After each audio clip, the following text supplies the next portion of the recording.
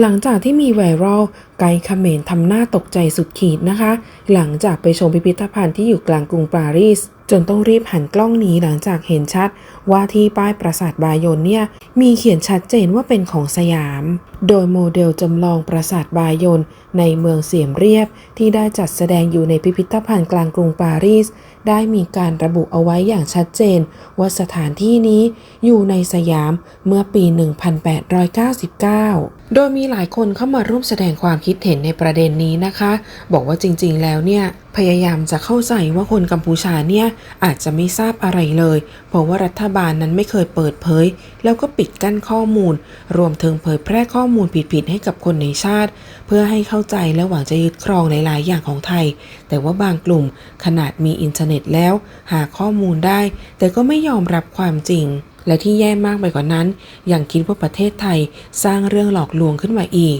บางคอมเมนต์ก็บอกว่าที่ผ่านมาไม่เคยจะเห็นเรียกร้องเลยแต่ว่าเมื่อช่วงหลังไม่กี่ปีมานี้อยู่ดีๆก็อยากได้ไปหมดทั้งศิลปะการฝีมือจริงๆแล้วทุกๆอย่างก็มีประวัติศาสตร์จารึกเอาไว้อยู่แล้วบางคอมเมนต์ก็บอกว่าของไทยก็คือของไทยความจริงก็คือความจริง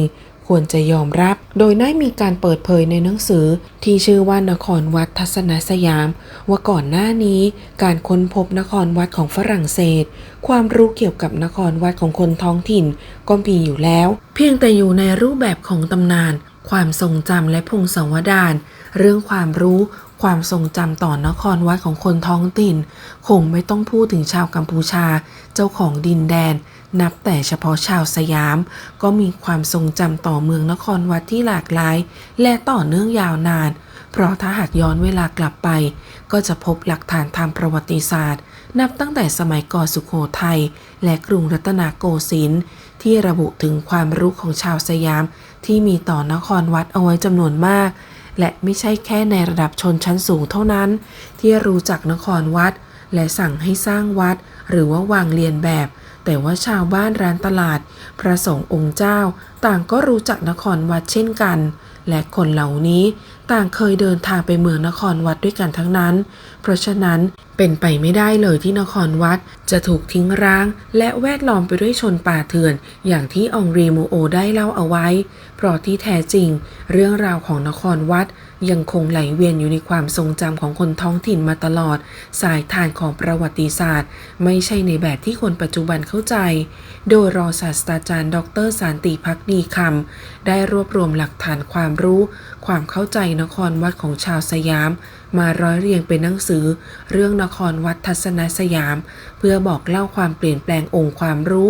ของชาวสยามที่มีต่อนครวัดที่ได้ปรับเปลี่ยนผันแปรไปตามบริบทของยุคสมัยโดยปราสาทบายอนนั้นนับได้ว่าเป็นปราสาทหินที่ตั้งอยู่กลางนครธมถูกสร้างขึ้นเมื่อช่วงต้นศตวรรษที่ 13โดยในยุคนั้นถือได้ว่าเป็นวัดประจำของพระเจ้าชัยวรมันที่ 7ภายหลังที่เกิดเหตุการณ์การขับไล่กองทัพอาณาจักรจามปา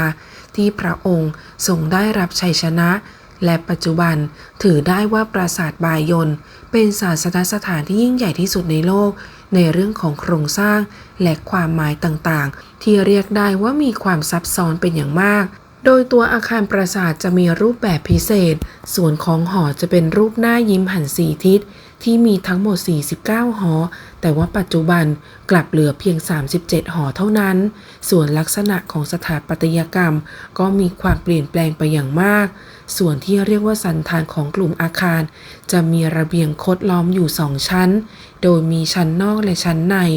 ส่วนของชั้นนอกจะมีระเบียงซึ่งจะมีเสาหินเรียงกันอยู่พร้อมด้วยรูปสลักของนางอับซ้อนและมีภาพต่างๆที่เป็นเรื่องราวเกี่ยวกับประวัติความเป็นมาของสมัยนั้นเป็นเรื่องราวประวัติศาสตร์ของชาวค้อมและชาวจามส่วนด้านนอกเป็นระเบียงที่สามารถไปสู่ที่ตั้งบรรณาลัยได้ส่วนของชั้นในที่ถูกสร้างขึ้นมาภายหลังมีรูปสลักที่เป็นรูปชีวิตประจำวันและทางศาสนาช่วงรอบตัวปราสาทจะมีเสียมราช ที่มีทั้งภาพแกะสลักที่มีอายุนับพันปีและภาพเรื่องราวเกี่ยวกับการต่อสู้ในช่วงของกำแพงปราสาทบายอนมวยโดยมีความเชื่อกันว่ายิ้มบายอนเป็นการจำลองใบหน้าของพระเจ้าชัยวรมันที่ 7มาไว้บนยอดปรางทั้ง4และเชื่อว่าสายตาของท่านที่มองต่ำลงมาหมายความว่าท่านกำลังมองราษฎรและปราง54ยอดที่หมายความถึงแทน54จังหวัดที่พระองค์ทรงได้เคยปกครองนับได้ว่านครธมนั้นเป็นเมืองหลวงสุดท้ายของอาณาจักรขอมที่มีความเจริญรุ่งเรืองและเป็นแหล่งท่องเที่ยวที่แฝงไปด้วยประวัติศาสตร์ที่น่าค้นหาและสำคัญมากแห่งหนึ่งของประเทศกัมพูชาในปัจจุบันนี้โดยมีนักท่องเที่ยวที่เคยไปเยี่ยมชมปราสาทบายอนบอกว่าแหงนหน้าขึ้นไปยังปราสาทที่มีต้นไม้ปกคลุม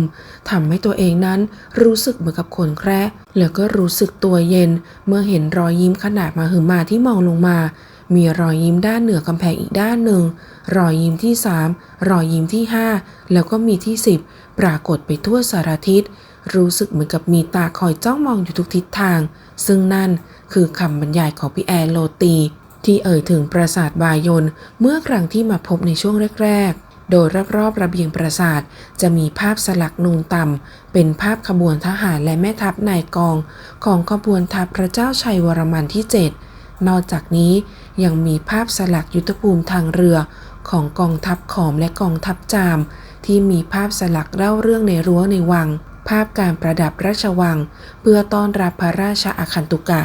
ภาพการซ่อมแซมปราสาทภาพการแสดงกายกรรมการละเล่นคนไต่ราวการแสดงมายากลและการแสดงละครสัตว์โดยปราสาทบายอนนั้นได้ชื่อว่าเป็นปราสาทที่สวยงามและน่าอัศจรรย์ที่สุดแห่งหนึ่งที่มีร่องรอยปรากฏอยู่บนโบราณสถานที่เล่าถึงความรุ่งเรืองในยุคอดีตเป็นอย่างดีซึ่งเป็นที่ทราบกันว่าพระเจ้าชัยวรมันที่ 7คือมหาราชองค์สุดท้ายแห่งกรุงยโสธรปุระซึ่งพระองค์ได้ชื่อว่าเป็นพุทธราชาผู้ยิ่งใหญ่มีพระพักตร์ปรากฏที่ประตูทั้ง4ทิศของเมืองพระนครธมซึ่งนอกจากนี้ยังเคยมีการเปิดเผยของนักประวัติศาสตร์ที่มีชื่อเสียงของกัมพูชาที่ชื่อว่าศาสตราจารย์วรรณศักดิ์แกงได้นำเสนองานวิจัยชิ้นใหม่ที่ทำให้นักวิชาการทั่วไปในกัมพูชานั้นแสดงความไม่พอใจโดยเฉพาะในประเด็นที่ว่าพระเจ้าชัยวรมันที่ 7กษัตริย์ผู้ยิ่งใหญ่แห่งยุคเมืองพระนครนั้นเป็นกษัตริย์เชื้อชาติจามมิใช่เขมรและเป็นผู้ที่ระบุว่าอาณาจักรนครวัดล่มสลายเนื่องมาจากพระเจ้าชัยวรมันที่ 7สร้างวัดและปราสาทหินต่างๆมากเกินไปบีบบังคับให้ราษฎรต้องกลายเป็นแรงงานทาสทำให้เกิดปัญหาข้าวยากหมากแพงและพังทลายลงทุกระบบในอาณาจักรเมืองพระนครซึ่งในปัจจุบันนี้ก็ยังไม่มีใครทราบว่าเพราะสาเหตุใดนครวัดนครธมที่ยิ่งใหญ่ในช่วงศตวรรษที่ 9ถึงศตวรรษที่ 12จึงล่มสลายไปและชาวเขมรเหล่านั้นหายไปไหนหมดและเหตุใดจึงไม่มีการถ่ายทอดอารยธรรมของนครวัดสืบต่อกันมา